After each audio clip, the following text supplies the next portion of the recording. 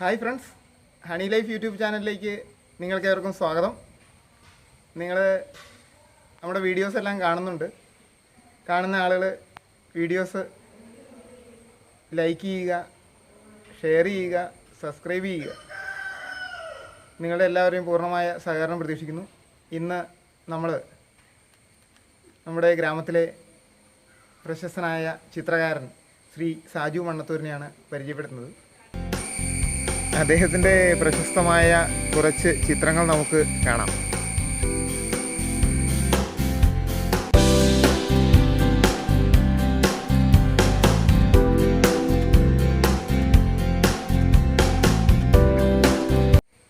വിശ്വകവി രവീന്ദ്രനാഥ ടാഗോർ സ്ഥാപിച്ച ബംഗാളിലെ വിശ്വഭാരതി സർവകലാശാലയിൽ നിന്ന് അഡ്വാൻസ്ഡ് ഡിപ്ലോമ ഇൻ പെയിൻറ്റിങ്ങിൽ 1ാം സ്ഥാനത്തോടെ പാസ്സായ ശ്രീ സാജു മണ്ണത്തൂർ കേരളത്തിലെ പ്രഗത്ഭനായ ചിത്രകാരൻ ശ്രീ രാജാ രവിവർമ്മയുടെ പേരിലുള്ള Mavelikkara Raja Ravi Varma school of fine ആർട്സിൽ നിന്ന് നാഷണൽ ഡിപ്ലോമ ഇൻ പെയിൻറ്റിങ്ങിൽ ഫസ്റ്റ് ക്ലാസ് വിത്ത് ഡിസ്റ്റിങ്ഷനോടെ പാസ്സായ ശ്രീ സാജു മണ്ണത്തൂർ. കൂടാതെ 1995-ലും 2012-ലും കേരള ലളിതകലാ അക്കാദമിയുടെ സംസ്ഥാന അവാർഡുകൾ നേടിയ ശ്രീ സാജു മണ്ണത്തൂർ സർവോപരി മണ്ണത്തൂർ എന്ന ഗ്രാമത്തിൻ്റെ കലാ-സാംസ്കാരിക രംഗത്തെ ഹൃദയത്തുടിപ്പായ ശ്രീ സാജു മണ്ണത്തൂരിനെ അഭിമാന പുരസ്സരം ഇന്ന് പരിചയപ്പെടുത്തുകയാണ്. ഓക്കെ, നമസ്കാരം. സായിച്ചേട്ടൻ്റെ പഠന കാലഘട്ടത്തെക്കുറിച്ചൊന്ന് വിശദീകരിക്കാമോ? ഞാൻ നമ്മുടെ പ്രീ ഡിഗ്രി ആ സമയത്താണ് പിന്നെ ഈ കലയോട് കൂടുതൽ താല്പര്യമായിട്ട് കലാവിദ്യാഭ്യാസത്തിലേക്ക് ഇറങ്ങുന്നത്. ആദ്യം കലാകേന്ദ്ര ഫൈൻ ആർട്സ് അക്കാദമി മൂവാറ്റുപുഴയിൽ ശ്രീ വർഗീസ് മാഷിൻ്റെയും KM ബേബി മണ്ണത്തൂരിൻ്റെയും ഒക്കെ നേതൃത്വത്തിൽ തുടങ്ങിയ കലാകേന്ദ്ര ഫൈൻ ആർട്സ് അക്കാദമിയിലാണ് ആദ്യമായിട്ട് കലാപഠനത്തിനായി ചേരുന്നത്. അത് അവിടെ പഠിച്ചുകൊണ്ടിരിക്കുന്ന സമയത്താണ് എനിക്ക് Mavelikkara Raja Ravi Varma college school of fine arts admission കിട്ടുന്നത്. അവിടെ പെയിൻറ്റിംഗ് ആയിരുന്നു ഞാൻ പ്രധാന വിഷയമായിട്ട് സെലക്ട് ചെയ്തത്. എങ്കിൽ തന്നെ ആ സമയത്ത് ഞാൻ ധാരാളം സ്കൾപ്ചേഴ്സ് ഒക്കെ ചെയ്യുമായിരുന്നു. പ്രത്യേകിച്ച് വുഡ്, സ്റ്റോൺ, ക്ലേ ഇതിലൊക്കെ ആയിരുന്നു കൂടുതലായിട്ടും വർക്ക് ചെയ്തത്. അങ്ങനെ ശരിക്കും പറഞ്ഞു കഴിഞ്ഞാൽ അതിൽ ഫസ്റ്റ് ഇയർ ഒക്കെ പഠിക്കുന്ന സമയത്ത് ചെയ്ത വർക്കിനാണ് എനിക്ക് സ്റ്റേറ്റ് അവാർഡ്. പക്ഷേ ഞാനത് സബ്മിറ്റ് ചെയ്യാൻ കുറേ വൈകിയാണ് സ്റ്റേറ്റ് അവാർഡ് സബ്മിറ്റ് ചെയ്തത്. ആ വർക്കിനാണ് എനിക്ക് ആദ്യത്തെ സ്റ്റേറ്റ് അവാർഡ് കിട്ടുന്നത്. പിന്നെ മാവേലിക്കരയിലെ പഠനശേഷം കുറച്ചു കാലം Tripunithura RLV college of fine ആർട്സിൽ സ്റ്റുഡിയോ അസിസ്റ്റൻ്റായിട്ട് കുറച്ച് നാൾ വർക്ക് ചെയ്തു. അത് എംപ്ലോയ്മെൻറ്റിൽ നിന്നും ആയിരുന്നു. അതിനുശേഷമാണ് ശരിക്ക് ഈ ഹയർ സ്റ്റഡി എന്നുള്ള ഒരു ലക്ഷ്യത്തോടു കൂടി ശാന്തിനികേതന് പോകുന്നത്. അങ്ങനെ ശാന്തിനികേതനിൽ ചെന്ന് അവിടെ അഡ്മിഷൻ കിട്ടി. പിന്നെ 2 വർഷത്തെ അവിടെ PG കഴിഞ്ഞു. അങ്ങനെയാണ് കലാപഠനത്തിൻ്റെ ഒരു രീതി. പിന്നെ അതിനുശേഷം ശാന്തിനികേതനിലെ കലാപഠനത്തിന് ശേഷം കനോറിയ സെൻറ്റർ ഫോർ ആർട്സ് അഹമ്മദാബാദ് എന്ന് പറയുന്ന ഒരു കലാ കേന്ദ്രമുണ്ട്. അവിടെ ഈ ആർട്ട് റെസിഡൻസി പ്രോഗ്രാംസ് ആണ്. എന്ന് പറഞ്ഞാൽ ഒരു ആർട്ടിസ്റ്റായിട്ട് നിന്ന് വർക്ക് ചെയ്യാനുള്ള ഒരു സ്പേസ് അവർ അലോട്ട് ചെയ്യും. സ്കോളർഷിപ്പുകളൊക്കെ അവർ ആ സമയത്ത് കൊടുക്കുന്നുണ്ട്. അപ്പം അങ്ങനെ കനോറിയയിലും ഏകദേശം കുറേ നാൾ ഒരു 5-6 മാസക്കാലം ഞാൻ വർക്ക് ചെയ്യും. അങ്ങനെയൊക്കെയാണ് കലാപഠനത്തിൻ്റെ ഒരു രീതി. അത് ഈ വിശ്വഭാരതി സർവകലാശാലയിൽ പഠിക്കാൻ കിട്ടിയ അവസരം അത് വലിയ ഒരു അവസരമാണ്. അവിടുത്തെ കലാപഠന രീതിയുടെ പ്രത്യേകതകളൊന്ന് വിശദീകരിക്കാമോ? വിശ്വഭാരതിയെ കുറിച്ച് പറയുമ്പോൾ നമുക്ക് എല്ലാവർക്കും അറിയാം. കാരണം എന്ന് വെച്ച് കഴിഞ്ഞാൽ ടാഗോറിൻ്റെ ഒരു സങ്കല്പമാണല്ലോ അത്. അപ്പോൾ അതൊരു വലിയ സംഭവം തന്നെയാണ്. കാരണം എന്ന് വെച്ച് കഴിഞ്ഞാൽ ഒരു വിദ്യാർത്ഥിയെ സംബന്ധിച്ച് വിശ്വഭാരതി പഠിക്കുക എന്നുള്ളത് അതൊരു വലിയ സ്വപ്നം തന്നെയാണ്. എന്തുകൊണ്ട് നമ്മുടെ ആ ഒരു സ്വപ്നത്തിനൊത്ത ഒരു സ്പേസ് കൂടിയാണ്. വിശ്വഭാരതിയിൽ അഡ്മിഷൻ കിട്ടാൻ വളരെ ബുദ്ധിമുട്ടാണ്. നമ്മൾ അവിടെ എത്തിക്കഴിഞ്ഞാൽ അത് രാവിലെ 7 മണിക്കൊക്കെയാണ്, 6:30 7 മണിക്കൊക്കെ ക്ലാസ് സ്റ്റാർട്ട് ചെയ്യും. അപ്പോൾ തിയറി ക്ലാസ്സൊക്കെ അങ്ങനെയാണ്. അപ്പോൾ 7 മണിക്ക് വിദ്യാർത്ഥികളെല്ലാം ഹോസ്റ്റലുണ്ട്. ആ ഹോസ്റ്റലിൽ നിന്ന് അത് രാവിലെ എഴുന്നേറ്റ് പലരും പല്ലുപോലും തേക്കാതെയാണ് ഈ ആദ്യ തിയറി ക്ലാസ് അറ്റൻഡ് ചെയ്യാനായിട്ട് വരുന്നത്. അത് അവിടെയുള്ള ഏതെങ്കിലും മരത്തിൻ്റെ ചൂട്ടിലായിരിക്കും ഈ തിയറി ക്ലാസ്. ആ തിയറി ക്ലാസ് അറ്റൻഡ് ചെയ്യുക, അത് കഴിയുമ്പോൾ ഒരു 8:30 9 മണി, ഒരു 1.5 മണിക്കൂർ മാക്സിമം. അത് കഴിയുമ്പോഴേക്കും തിയറി കഴിയും. പിന്നെ ആ ക്ലാസ് അവിടെ പിരിഞ്ഞു. അതിനുശേഷം ഹോസ്റ്റലിലേക്ക് പോകുന്നു. ചിലപ്പോൾ അതിനുശേഷമായിരിക്കും പലരും കുളിക്കുന്നത് പോലും. സെപ്പറേറ്റ് റൂമുകളാണ്, അതൊരു സ്റ്റുഡിയോ ആയിട്ട് ഉപയോഗിക്കാം. സെപ്പറേറ്റ് ആണ്. അപ്പോൾ നമുക്കൊരു സ്റ്റുഡിയോ അലോട്ട് ചെയ്തിട്ടുണ്ട്. നമ്മൾ ആ സ്റ്റുഡിയോയിലേക്ക് ചെല്ലും. അവിടെ ഇരുന്ന് നമ്മൾ നമ്മുടെ വർക്ക് സ്റ്റാർട്ട് ചെയ്യാം. ഈ സമയത്താണ് ചില അധ്യാപകർ അറ്റൻഡൻസ് എടുക്കാൻ ചിലപ്പോൾ വരും. പിന്നെ ഡിസ്കഷൻസാണ് എന്ന് പറഞ്ഞു കഴിഞ്ഞാൽ നമ്മുടെ വർക്ക്, നമ്മൾ ചെയ്യുന്ന വർക്കിനെ കുറിച്ച് അധ്യാപകർ വരുമ്പോൾ നമ്മൾ തമ്മിലൊരു ഡിസ്കഷനാണ് അവിടുത്തെ ഈ ആർട്ട് എഡ്യൂക്കേഷൻ എന്ന് പറയുന്നത്. അപ്പോൾ പല അധ്യാപകരുണ്ടാവും, പല ടേസ്റ്റുള്ള അധ്യാപകരുണ്ടാവും. ചിലർ നമ്മുടെ വർക്കിനെ വളരെ താല്പര്യത്തോടെ കാണുന്നുണ്ടാവും, മറ്റു ചിലർ വേറെ രീതിയിലുള്ള, അത് ഓരോരുത്തർ ടേസ്റ്റ് അനുസരിച്ചാണ്. പക്ഷേ ഇവർ തമ്മിലുള്ള പലതരത്തിലുള്ള ഈ ഡിസ്കഷനാണ് നമ്മുടെ ശരിക്ക് ഒരു ഡെവലപ്പ് ചെയ്യിക്കുന്നത്. പിന്നെ അവിടുത്തെ ഒരു പ്രധാന പ്രത്യേകത എന്ന് പറഞ്ഞാൽ ഇന്ത്യയിലെ ഏറ്റവും പ്രശസ്തരായ KG സുബ്രഹ്മണ്യത്തെ പോലെയുള്ള പ്രശസ്തരായ ആർട്ടിസ്റ്റുകളൊക്കെ ഉള്ള ഒരു ക്യാമ്പസ് ആയിരുന്നു എന്നുള്ളതാണ്. അത് വലിയ ഒരു സംഗതിയാണ്. പിന്നെ മറ്റൊന്നെന്ന് പറഞ്ഞു കഴിഞ്ഞാൽ വിദേശ രാജ്യങ്ങളിൽ നിന്നുള്ള ആർട്ടിസ്റ്റുകൾ അവിടെ വന്ന് അധ്യാപകരായിട്ടും താൽക്കാലികമായിട്ട്, ചിലപ്പോൾ ഗസ്റ്റ് ലെക്ചേഴ്സ് പോലെ താൽക്കാലികമായിട്ട് വന്ന് അവിടെ താമസിക്കുകയും വർക്ക് ചെയ്യുകയും അവരുമായിട്ട് ഇടപെടാനുള്ള ഒരു സംഗതി. പിന്നെ നമ്മുടെ സഹപാഠികൾ എന്ന് പറഞ്ഞു കഴിഞ്ഞാൽ എല്ലാവരും ഇന്ത്യയിലെ വിവിധ ഭാഗങ്ങളിൽ നിന്നുള്ളവരാണ്. അപ്പോൾ അത് കൂടാതെ വിദേശികളായിട്ടുള്ള കുറേ സ്റ്റുഡൻസും ഉണ്ട്. അപ്പോൾ ഇവരെല്ലാം ഇപ്പോൾ നമ്മൾ കേരളത്തിൽ നിന്ന് ചെല്ലുമ്പോൾ കേരളത്തിൻ്റെ ഒരു വർക്ക് ചെയ്യുന്ന ഒരു രീതിയുണ്ട്. നമ്മൾ കേരളത്തിലെ പെയിൻറ്റേഴ്സ് ചെയ്യുന്ന കളർഫുള്ളായിട്ടുള്ള അങ്ങനെ ഒരു സംഭവങ്ങളൊക്കെ ആയിരിക്കും. പക്ഷേ ആന്ധ്രയിൽ നിന്ന് വരുന്നവർക്ക് അവരുടെ ഒരു രീതിയുണ്ട്. അങ്ങനെ തമിഴ്നാട്ടിൽ നിന്ന് വരുന്നവർക്ക് അവരുടെ ഒരു രീതിയുണ്ട്. ശരിക്കും പറഞ്ഞു കഴിഞ്ഞാൽ ഇത് നമുക്ക് കൃത്യമായിട്ട് മനസ്സിലാവണമെങ്കിൽ നമ്മൾ അവിടെ വർക്ക് ചെയ്യുമ്പോൾ നമുക്ക് കൃത്യമായിട്ട് മനസ്സിലാവുള്ളൂ. നമ്മൾ കേരളത്തിൽ ഇരുന്നത് വർക്ക് ചെയ്യുന്നവരെ സംബന്ധിച്ച് ആ ഒരു വ്യത്യാസം പെട്ടെന്ന് മനസ്സിലാവുന്നു. അപ്പോൾ അത് നമുക്കൊരു വലിയ പഠനമാണ്. കാരണം വെച്ചാൽ ഇങ്ങനെ ഒരു സാധ്യത ഉണ്ടോ. അപ്പോൾ ചിലർ ഫിഗറേറ്റീവായിട്ടുള്ള ആർട്ട് ആയിരിക്കും ചെയ്യുന്നത്, ചിലർ വളരെ അബ്സ്ട്രാക്റ്റ് ആയിട്ടുള്ളതായിരിക്കും.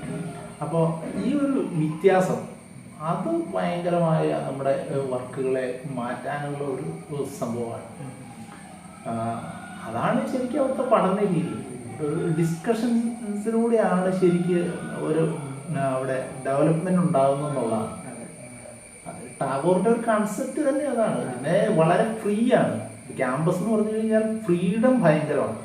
അപ്പോൾ ഈ ഫ്രീഡം ഉള്ളത് കൊണ്ട് തന്നെ ഉഴപ്പിപ്പോകാനുള്ള സാധ്യത കൂടുതലാണ്. അപ്പം അങ്ങനെ രണ്ട് രീതിയുണ്ട്. കാരണം വർക്ക് ചെയ്യുന്ന ഒരാളെ സംബന്ധിച്ച് മാക്സിമം പോകാനും വർക്ക് ചെയ്യാതിരിക്കുന്നവരെ സംബന്ധിച്ച് വർക്ക് ഒന്നും അല്ലാതെ ആകാനുള്ള ഒരു സാധ്യതയുള്ളൊരു ക്യാമ്പസാണ്. പക്ഷേ ജീവിതത്തിൻ്റെ ഏറ്റവും താഴേക്കിടയിലുള്ള ആളുകൾ മുതൽ അങ്ങ് ഈ ആർട്ടിൻ്റെ മേഖലയിൽ ഏറ്റവും ഉന്നതരായ ആളുകൾ വരെ അവിടെ ഉണ്ടെന്നുള്ളതാണ്. കാരണം നമ്മൾ രാവിലെ എഴുന്നേറ്റ് വരുമ്പോൾ അവിടെ അടിച്ചു വരാൻ ഈ ക്യാമ്പസിലൊക്കെ കരിയിലെ അടിച്ചു വാരി അത് കൊണ്ടുപോയി കത്തിക്കാനായിട്ട് ഈ കൊച്ചുകുട്ടി സാന്താളികൾ എന്നൊക്കെ പറയാം. അവിടുത്തെ സാന്താൾ ഫാമിലി അവരുടെയൊക്കെ ഈ കുട്ടികൾ ഈ കരിയില അടിച്ചു കൂട്ടിയിട്ട് ആ കരിയില വാരി ചാർത്തി കെട്ടി വീട്ടിൽ കൊണ്ട് തീ കത്തിക്കാനായിട്ട് കൊണ്ടുപോകുന്ന അത്തരം പാവപ്പെട്ട ആളുകളുണ്ട്. പിന്നെ ക്യാമ്പസിൽ ആടും മറ്റ് മൃഗങ്ങളൊക്കെ ഇങ്ങനെ നടക്കുകയാണ്. അതുപോലെ കുരങ്ങുകൾ, ഇതൊക്കെ ഇങ്ങനെ മരത്താക്കട ചാടി നടക്കുന്ന പട്ടികൾ, ഇതൊക്കെ. പക്ഷെ ആരും ഇതിന് ഉപദ്രവിക്കുകയൊന്നുമില്ല. ഒരു മൃഗത്തെ പോലും ഉപദ്രവിക്കില്ല. നമ്മൾ അവിടുന്ന് ക്യാൻറ്റീനിൽ നിന്ന് എന്തെങ്കിലും സാധനം കഴിച്ചു കഴിഞ്ഞാൽ അതും ഈ മരച്ചോട്ടിൽ വെച്ചാണ് കഴിക്കുന്നത്.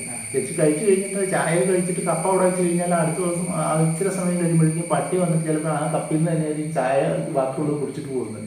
ഇതേ സാധനം തന്നെയാണ് പിന്നെ അവിടെ കൊണ്ട് കഴുകി പെട്ടെന്ന് വീണ്ടും നമുക്ക് ചായ തരുന്നില്ല. പക്ഷേ ഇതിലൊന്നും വലിയ ഭയങ്കര ഒരു അറപ്പം അങ്ങനെ ഒരു സംഭവമൊന്നുമില്ല. കാരണം എന്ന് വെച്ച് കഴിഞ്ഞാൽ അതവിടുത്തെ ഒരു ജീവന രീതി, മൃഗങ്ങളായാലും എല്ലാത്തിനോടും ഒരു സ്നേഹവും ഒരു അടുപ്പവും അത് ഭയങ്കര ഒരു സംഗതിയാണ്. അത് അറിയിക്കാൻ പറ്റാത്ത ഒരു സംഭവം, അനുഭവത്തിലൂടെ മാത്രം മനസ്സിലാക്കേണ്ട ഒരു സംഭവമാണ്.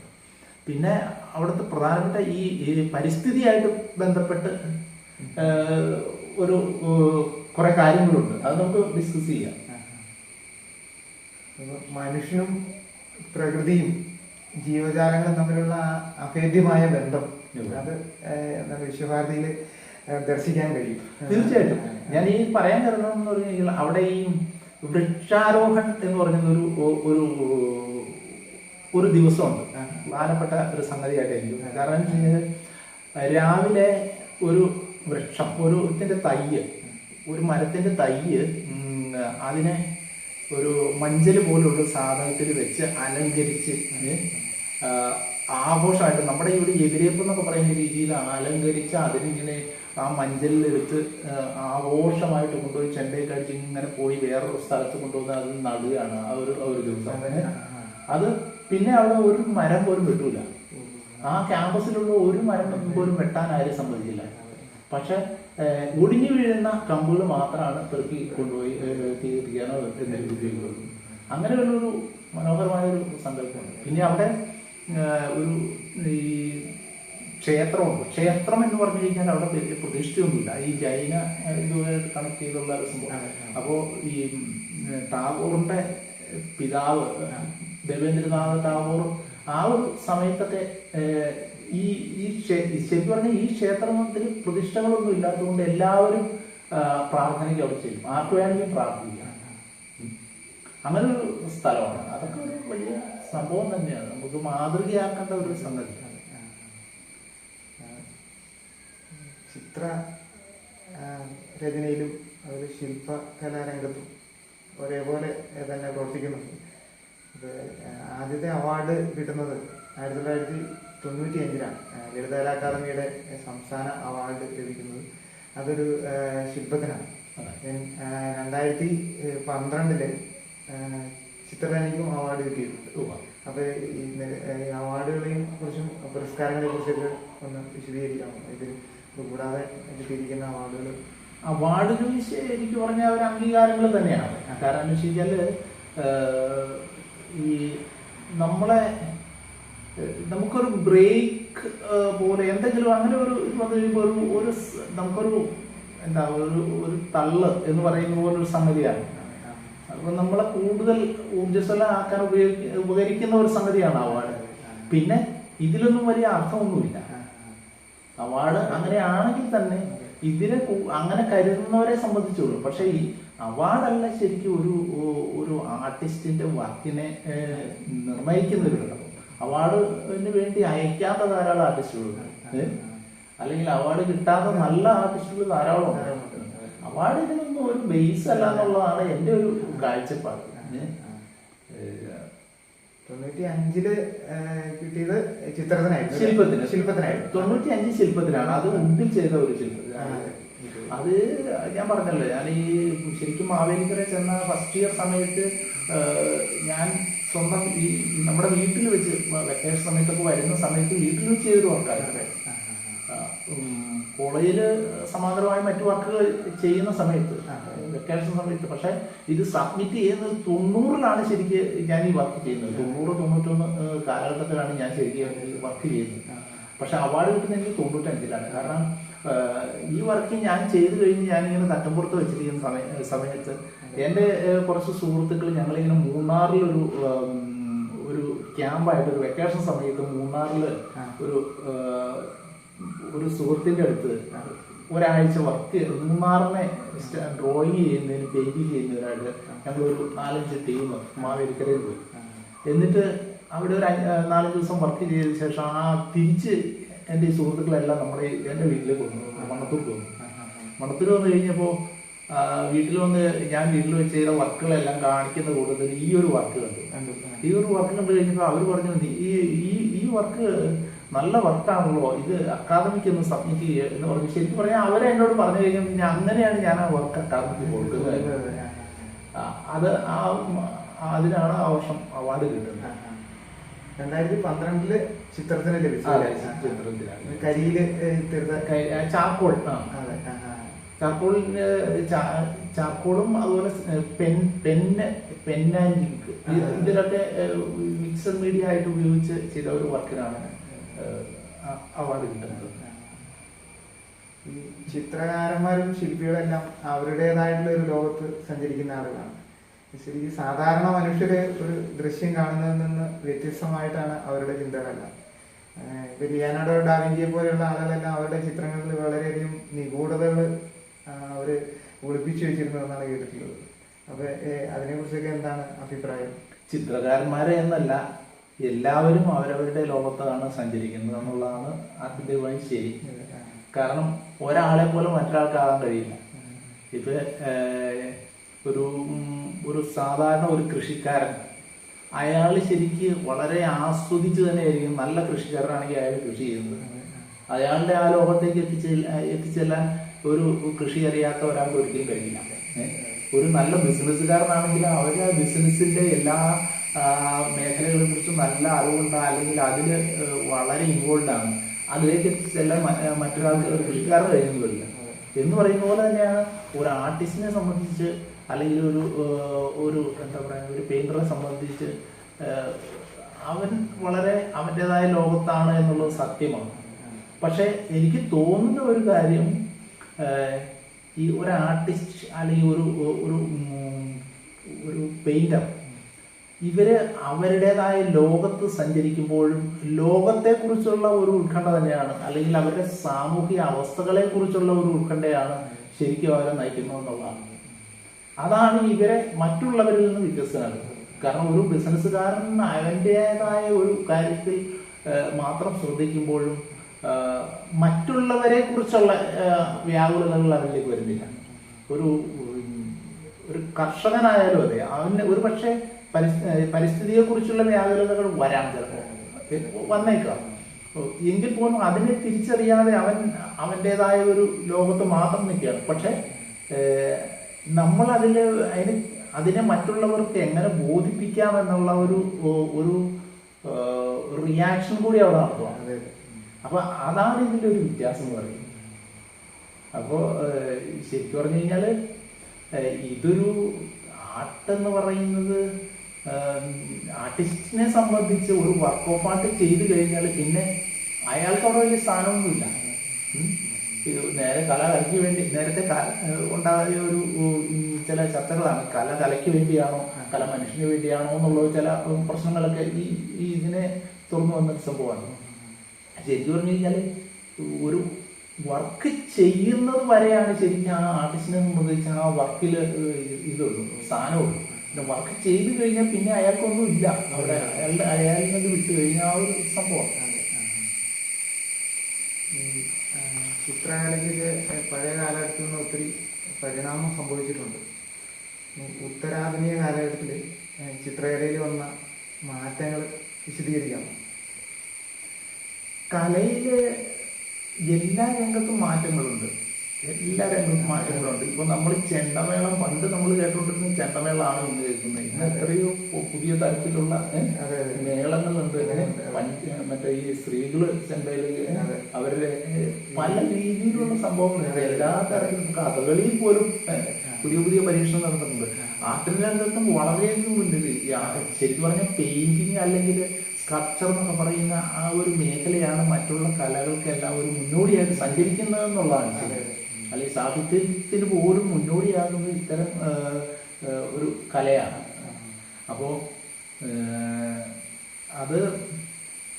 അതിലുണ്ടായ മാറ്റം എന്ന് പറഞ്ഞു കഴിഞ്ഞാൽ ആദിമ കാലഘട്ടത്തിൽ നമ്മുടെ ഗുഹാചിത്രങ്ങളൊക്കെ ആയിരുന്നു. ഈ ഗുഹാചിത്രങ്ങളിൽ വരച്ചുകൊണ്ടിരുന്നപ്പോൾ അതിന് വരയ്ക്കാനുള്ള പരിമിതി സാധനങ്ങളൊക്കെ ഉണ്ട്. സ്കോർ ചെയ്തുകാനുള്ള രീതിയിലേക്കൊക്കെ ആയിരുന്നു. പിന്നെ നമ്മുടെ നാച്ചുറൽ കളേഴ്സ് ഒക്കെ ആയിരുന്നു. പിന്നെ ആ കാലഘട്ടത്തിൽ പിന്നെ കരിന്ത പോലുള്ള പെയിന്റിങ്ങുകളിലാണെങ്കിൽ പ്രകൃതിദത്തമായ കളറുകളൊക്കെ ആയിരുന്നു അത് ഉപയോഗിച്ചുകൊണ്ടിരുന്നത്. അതിനുശേഷം നമുക്ക് പലതരത്തിലുള്ള മാറ്റങ്ങൾ വന്നിട്ടുണ്ട്.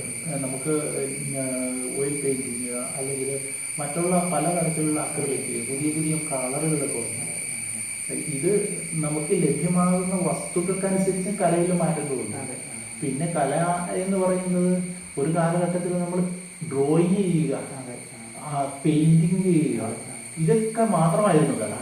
പിന്നീട് ഇന്ന് എന്ന് പറഞ്ഞു കഴിഞ്ഞാൽ ഒരു ആർട്ടിസ്റ്റ് എന്ന് പറഞ്ഞു കഴിഞ്ഞാൽ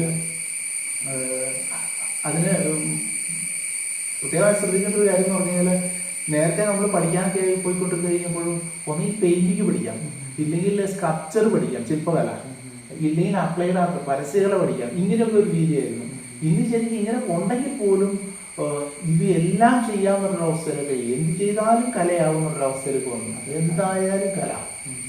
ഒരു ക്ലോസറ്റ് എടുത്ത് സ്ഥാപിച്ചിട്ട് ഇതൊരു കലയാണെന്ന് പറഞ്ഞു. ഒരു ഗ്യാലറി കൊണ്ട് ഒരു ക്ലോസറ്റ് വെച്ച് കഴിഞ്ഞപ്പോൾ ഇതൊരു കലയാണെന്ന് പറഞ്ഞു കഴിഞ്ഞപ്പോൾ അതിനെ നിഷേധിക്കാൻ കഴിഞ്ഞില്ല. അപ്പൊ അങ്ങനെയുള്ള ആ ഒരു മാറ്റം വന്ന് ഇപ്പോൾ നമ്മുടെ ഇന്നത്തെ ഒരു സാഹചര്യത്തിൽ എന്ന് പറഞ്ഞു കഴിഞ്ഞാൽ എന്താണ് കല അല്ലാത്തത് എന്ന് പറയാൻ പറ്റാത്ത അവസ്ഥ. കാരണം പക്ഷെ ഇത് കലയാകുന്ന ഒരു സാഹചര്യമുണ്ട്. ഉദാഹരണം പറഞ്ഞു കഴിഞ്ഞാൽ അത് ഈ ആർട്ടിസ്റ്റിന്റെ ഒരു ലൈഫാണ്. കാരണം അയാളുടെ ഒരു പ്രവൃത്തി ഉണ്ടല്ലോ, അയാൾ പഠിക്കുന്നു, അല്ലെങ്കിൽ അതിനുശേഷം അയാൾ ചെയ്തു വന്നിരുന്ന ചിത്രങ്ങൾ, ശില്പങ്ങൾ, അയാളുടെ അന്വേഷണങ്ങൾ, ഇതിനെ തുടർന്ന് വന്ന് ആയിരിക്കും അയാൾ എത്തിച്ചേരുന്ന ഒരു സംഭവമാണ്. ചില നിറങ്ങൾ കോരിയിട്ട് കഴിഞ്ഞാൽ കൂട്ടിയിട്ട് കഴിഞ്ഞാൽ അത് ഒരു വർക്ക് ഓഫ് ആർട്ടായിട്ട് മാറുന്നത് ആ ആർട്ടിസ്റ്റിന്റെ ഒരു അന്വേഷണത്തിന്റെ ഭാഗമായിട്ടാണ്. അല്ലാതെ ഒരു സുപ്രഭാതത്തിൽ ഇതുമായിട്ട് വലിയ ബന്ധമൊന്നുമില്ലാത്ത ഒരാളെ എവിടെയെങ്കിലും വായിച്ച് കേട്ട് ഒരു സുപ്രഭാതത്തിൽ ഏതെങ്കിലും ഒരു ക്ലോസറ്റോ കൊണ്ടുവന്ന് ഇവിടെ വെച്ച് കഴിഞ്ഞാൽ അത് ആരും കലയായിട്ട് അംഗീകരിക്കില്ല. പക്ഷെ അത് ക്ലോസറ്റ് കൊണ്ട് വെക്കുമ്പോൾ അല്ലെങ്കിൽ പുതിയ കുറെ നിറങ്ങൾ, പൗഡറുകൾ അത് കൊണ്ടുവന്ന് നമ്മുടെ ഒരു സ്ഥലത്ത് കൂട്ടിയിട്ടത് കലയാണെന്ന് പറയുമ്പോൾ ആർട്ടിസ്റ്റിന്റെ ഒരു ലൈഫ് അവിടെ ഉണ്ടെങ്കിൽ മാത്രമാണ് അത് പുതിയൊരു കാര്യം നമ്മളോട് പറയുന്നുണ്ടെങ്കിൽ മാത്രമാണ് അത് വർക്ക് ഓഫ് ആർട്ടായിട്ട് അംഗീകരിക്കുന്നത്. അപ്പോൾ കലയിൽ പലതരത്തിലുള്ള മാറ്റങ്ങളുണ്ട്, അതിൻ്റെ ബാഹ്യമായിട്ടും ആന്തരികമായിട്ടും. അത് പക്ഷെ അത് എപ്പോഴും അതൊരു അതിൻ്റെ കല എന്ന് പറയുന്ന ഒരു വസ്തു മാത്രമല്ല. ഞാൻ മനസ്സിലാക്കിയെടുത്തോളം ഇപ്പൊ ഞാനൊരു പെയിന്റിങ് ചെയ്യുന്നു, ഈ ഒരു പെയിന്റിങ് അല്ല ശരിക്കും എൻ്റെ കല എന്ന് പറയുന്നത്. ഞാൻ ആ ഒരു പെയിന്റിങ്ങിലേക്ക് എത്തിച്ചേർന്ന ഒരു വഴിയുണ്ട്. ആ ഒരു വഴിയിൽ ഞാൻ എവിടെയൊക്കെ ഏതെല്ലാം കല്ലുകൾ അടുക്കി വെച്ചിട്ടാണ് അതിന് മേലേക്ക് കയറി ഈ ഇതൊരു പറയുന്ന ഒരു കല്ലാണ്, അത് അവിടെ കൊണ്ട് വെച്ചു. അടുത്ത ഒരു സ്റ്റെപ്പായിട്ടാണ് നമ്മളിത് കാണുന്നത്. ഈ ശില്പരചനയ്ക്കൊന്നും അർഹിക്കുന്ന അംഗീകാരം ഇപ്പൊ കേരളത്തിലൊന്നും ഇപ്പോഴത്തെ വിദ്യാഭ്യാസ പദ്ധതി അനുസരിച്ച് ലഭിക്കുന്നില്ല എന്ന് പലപ്പോഴും ഒരു പരാതി വരുന്നുണ്ട്. അതിനെക്കുറിച്ച് എന്താണ് അഭിപ്രായം? തീർച്ചയായിട്ടും അതെ. കാരണം എന്ന് വെച്ച് കഴിഞ്ഞാൽ നമ്മുടെ ഗവൺമെന്റ് സ്കൂളുകളിലൊക്കെ തന്നെ നമ്മളൊക്കെ പഠിച്ച ചെറുപ്പത്തിൽ നമ്മളൊക്കെ പഠിച്ച കാലഘട്ടത്തിൽ ഒരു ചിത്രകലാ അധ്യാപകനെങ്കിലും ഉണ്ടായിരുന്നു. പക്ഷെ ഇന്ന് 500 കുട്ടികളിൽ കുറവുള്ള വിദ്യാലയങ്ങളിൽ ഒരു കലാ അധ്യാപകർ വേണ്ട, അല്ലെങ്കിൽ അതുമായിട്ട് ബന്ധപ്പെട്ട ഈ സ്പെഷ്യലിസ്റ്റ് ആയിട്ടുള്ള അധ്യാപകരുടെ ആവശ്യമില്ല എന്നുള്ളതാണ് ഗവൺമെന്റിന്റെ ഒരു നയം. ഇത് ശരിക്കും പറഞ്ഞു കഴിഞ്ഞാൽ ശരിയായൊരു സംഭവമല്ല. കാരണം ഇപ്പോൾ ഒരു 450 കുട്ടികളുള്ള ഒരു സ്കൂളിൽ ആ 450 കുട്ടികൾ കല പഠിക്കണ്ട. ആ 500 കുട്ടികളുള്ള സ്കൂളിലെ ആള് ചിലപ്പോൾ ഈ 500 കുട്ടികളുള്ള സ്കൂളിൽ ഒരു കുട്ടിക്ക് പോലും കലയ്ക്ക് താല്പര്യം ഉണ്ടാവുന്നില്ല. ചിലപ്പോൾ ഈ ഒരു 200 കുട്ടികൾ പഠിക്കുന്ന ഒരു സ്കൂളിൽ ചിലപ്പോൾ 100 പേർക്ക് കലയോട് ആഗ്രഹമുള്ളവരുണ്ടാവും. സത്യം എങ്ങനെ നമുക്ക് അംഗീകരിക്കാൻ കഴിയുമെന്നുള്ളതാണ്. അത് ഒരു ശരിയായ നടപടിയല്ല. അത് തീർച്ചയായിട്ടും പ്രത്യേകിച്ച് ഇന്നത്തെ കാലഘട്ടത്തിൽ പലവിധ പ്രശ്നങ്ങൾ നേരിടുന്ന ഒരു സമൂഹമാണുള്ളത്. അത്തരം സമൂഹത്തിൽ നിന്ന് വരുന്ന കുട്ടികളാണ് ഇവരെ ഒരു നല്ല ഒരു ദിശയിലേക്ക് നയിക്കുന്നതിന് തീർച്ചയായിട്ടും കലാവിദ്യാഭ്യാസം, ഒരു ചിത്രകല എന്നുള്ളതല്ല, ഏതൊരു കലയാകട്ടെ, നാടകമാകട്ടെ, സംഗീതമാകട്ടെ, ഇത്തരം കലയിലൂടെ കടന്നു വരുന്ന ഒരാളെ സംബന്ധിച്ച് പലവിധ അതിക്രമങ്ങളിൽ നിന്നും മാറി നിൽക്കുന്നതിന് ഒരു നല്ല ഒരു പൗരനായി വളരുന്നതിനുള്ള സാഹചര്യം ഒരുക്കുന്നതിനും തീർച്ചയായിട്ടും കല ഉപകരിക്കുന്ന താണ് എന്നുള്ളത് എല്ലാവർക്കും അറിയാവുന്നതല്ലേ. പുതിയതായിട്ട് ചിത്രരചനാരംഗത്തേക്കും ശില്പകലാരംഗത്തേക്കും എല്ലാം വരുന്ന കുട്ടികൾക്ക് ഉള്ളൊരു മെസ്സേജ് എന്താണുള്ളത്? വളരെ പ്രധാനപ്പെട്ട ഒരു മേഖലയാണ് ചിത്രകലയുടെ മേഖല. ഇന്ന് ഇന്ന് കുറച്ചൊക്കെ മാറ്റം വന്നിട്ടുണ്ട്. എങ്കിൽ പോലും ബഹുഭൂരിപക്ഷം വരുന്ന ആളുകളെ സംബന്ധിച്ചും ചിത്രം, ശില്പം എന്നൊക്കെ പറയുന്നത് ഒരു ഒരു ഭ്രാന്തിൻ്റെ അല്ലെങ്കിൽ ആ ഒരു രീതിയിലാണ്. ഞാനൊക്കെ കല പഠിക്കാൻ പോയപ്പോൾ ഒരു അഡ്മിഷനൊക്കെ കിട്ടി. ഞാൻ മാവേലിക്കര കുറച്ച് ദിവസം വർക്കൊക്കെ ചെയ്ത് ഒരു മാസം കഴിഞ്ഞ് ഞാൻ വീട്ടിലൊരു ദിവസം വന്നപ്പോൾ എന്നോട് എൻ്റെ അച്ഛൻ പറയുകയാണ്, അച്ഛനോട് ആരോ പറഞ്ഞു, എന്തിനാണ് അവൻ കല പഠിപ്പിക്കാൻ വിട്ടത്? കാരണം ഈ കല പഠിച്ചു കഴിഞ്ഞാൽ ആളൊരു ഭ്രാന്തനായി തീരാനുള്ള സാധ്യതയുണ്ട്. അതുകൊണ്ട് കല പഠിപ്പിക്കാൻ ഒരു കാരണവശാലും വിടരുതെന്ന് അന്ന് ഇങ്ങനെ പറഞ്ഞതായിട്ട് എന്നോട് പറഞ്ഞു. അപ്പോൾ ശരിക്കും വലിയ വ്യത്യാസമൊന്നും വന്നിട്ടില്ല. പല സ്ഥലങ്ങളിലും ഇതുപോലെയൊക്കെ തന്നെയാണ് ആളുകളുടെ ഒരു വിശ്വാസം. പക്ഷേ നമ്മളൊന്ന് മനസ്സിലാക്കുക, ഇന്ന് ഏറ്റവും കൂടുതൽ വരുമാനം നേടുന്ന ആ രീതി കണ്ടാൽ ഏറ്റവും കൂടുതൽ വരുമാനം ഉണ്ടാകുന്ന ഒരു ഒരു ഒരു മേഖലയാണ് ശരിക്കും പറഞ്ഞ കല. അത് ഒരു ചിത്രകാരൻ എന്നുള്ള രീതിയിൽ അയാൾ എസ്റ്റാബ്ലിഷ് ആയി കഴിഞ്ഞാൽ അദ്ദേഹം വരയ്ക്കുന്ന ഒരു വർക്കിന് വില അയാൾ നിശ്ചയിക്കുന്നതാണ്. ഒരു ഡോക്ടർക്കോ എഞ്ചിനീയർക്കോ അല്ലെങ്കിൽ അതുപോലുള്ള ആളുകൾക്ക് ആർക്കും നേടാൻ കഴിയാത്തത്ര ഉയരത്തിലേക്ക് അങ്ങനെ, പക്ഷെ അത് അപൂർവമായിട്ടാണ് സംഭവിക്കാറുള്ളത്. അത്തരം മേഖലയിലേക്ക് കടന്നു പോകാൻ കഴിയുകയാണെങ്കിൽ ഏറ്റവും ഭയങ്കരമായ ഇതാണ്. പിന്നെ അതല്ലാതെ ഇനിയിപ്പോൾ പരസ്യകലയുടെ മേഖലയിലേക്ക് പോവുകയാണെങ്കിൽ, പരസ്യകലയാണ് എടുത്ത് പഠിക്കുന്നതെങ്കിൽ പരസ്യ ഏജൻസികളും ഒക്കെ ആയിട്ട് ബന്ധപ്പെട്ട് ഈ പത്രങ്ങളിലും മാഗസിനിലും TV-യിലും ഒക്കെ വരുന്ന പരസ്യം, ഇത്തരം പരസ്യങ്ങൾ ചെയ്യുന്ന ആർട്ടിസ്റ്റുകളാണ്. ഈ മേഖലയിൽ വളരെ തൊഴിൽ സാധ്യതയുള്ള ഒരു സംഭവമാണ്. പിന്നെ വെബ് ഡിസൈനിങ് പോലുള്ള മേഖലകളിലേക്കൊക്കെ കടന്നു പോകും. ഇതിനൊക്കെ ഈ കലാവിദ്യാഭ്യാസം ആവശ്യമാണ്. പിന്നെ ആനിമേഷൻ രംഗത്തേക്ക് പോയി കഴിഞ്ഞാൽ ഇപ്പോൾ വാൾട്ട് ഡിസ്നി പോലെയുള്ള ഡിസ്നി ലാൻഡിൽ ഇപ്പോൾ മലയാളികളായ പല ആളുകളും വർക്ക് ചെയ്യുന്നുണ്ട്. ഇവരൊക്കെ ഈ ആർട്ടിൻ്റെ മേഖലയിൽ നിന്ന് കടന്നു പോയിട്ടുള്ള ആളുകളാണ്. അവർക്കൊക്കെ അത്തരം സാധ്യതകളുടെ വലിയൊരു ഏരിയയാണ് ശരിക്കും. ഏതൊരു മേഖലയിലേക്ക് പഠനം കൊണ്ടുപോയാലും, ഇപ്പോൾ എഞ്ചിനീയറിങ്ങിന് പോയാലും അല്ലെങ്കിൽ MBBS പോയാലും വരാൻ ആവശ്യമായിട്ട് വരുന്നുണ്ട്. ഒരാളുടെ സ്കെൽട്ടൻ വരയ്ക്കണമെങ്കിൽ കാണണമെങ്കിൽ അത് വരയ്ക്കണം. അത് വരച്ച് അടയാളപ്പെടുത്തണമെങ്കിൽ വരയ്ക്കാനുള്ള കഴിവുണ്ടായിരിക്കണം. അതുപോലെ ഇപ്പോൾ ആർക്കിടെക്ചർ കോഴ്സുകൾ എന്തെങ്കിലും ചെയ്യുന്നുണ്ടെങ്കിൽ അതിനിപ്പോൾ ടെസ്റ്റുകൾ പോലും ഉണ്ട്. ഈ വരയ്ക്കാനുള്ള കഴിവ്, അത് ആ ഒരു ടെസ്റ്റ് കൂടി പാസ്സായെങ്കിൽ മാത്രമാണ് അഡ്മിഷൻ കിട്ടുള്ളൂ. അപ്പോൾ അങ്ങനെയുള്ളവരൊക്കെ ചെറുപ്പകാലത്ത് എന്തായാലും കുറച്ചൊക്കെ വരച്ച് പഠിക്കുന്നത് എന്തുകൊണ്ടും നല്ലതാണ്. ഒരു ചിത്രകാരനാവുന്നതിന് വേണ്ടി മാത്രമാണെന്നില്ല. അതുകൊണ്ട് എല്ലാവരും പരമാവധി വരയ്ക്കാൻ ശ്രമിക്കുക എന്നാണ് പറയാനുള്ളത്.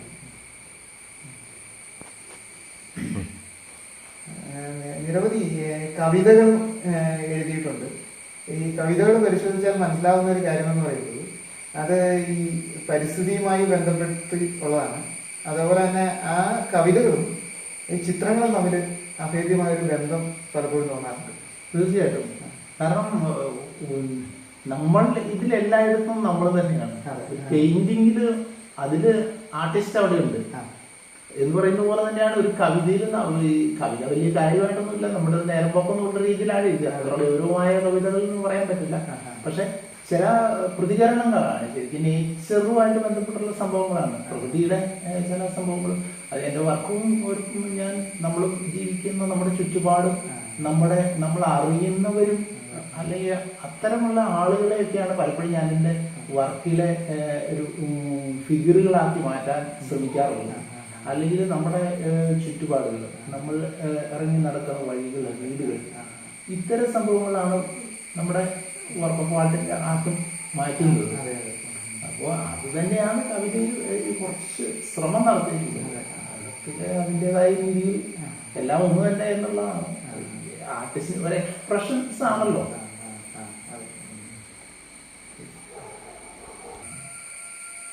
പറഞ്ഞു. ഇങ്ങനെ സാജു മണ്ണത്തൂരിനെ നമുക്ക് എന്താണ് പറഞ്ഞാൽ നിങ്ങളുടെ മുന്നിലേക്ക് അവതരിപ്പിക്കാനായിട്ട് പറ്റിയത് വലിയൊരു ഭാഗ്യമാണ്. നമുക്ക് അറിയാമായി പുതിയതായിട്ട് ചിത്രരചനയിലേക്ക് കടന്നു വരുന്ന ആളുകൾക്കെല്ലാം ഒരു പ്രചോദനമാണ്. ഈ ഗ്രാമത്തിൻ്റെ സ്പന്ദനമായ നിരവധി കലാകാരന്മാരിൽ ഒരാളാണ് ശ്രീ സാജു മണ്ണത്തൂർ. അപ്പോൾ ഞങ്ങൾ ഈ വീഡിയോ നിങ്ങൾക്ക് ഇഷ്ടമായെങ്കിൽ ഇത് സബ്സ്ക്രൈബ് ചെയ്യുക, ലൈക്ക് ചെയ്യുക, ഷെയർ ചെയ്യുക. പുതിയ വീഡിയോയുമായിട്ട് ഞങ്ങൾ ഉടനെ വരും. അതുവരത്തേക്ക് ഒരു ചെറിയ ഇടവേള.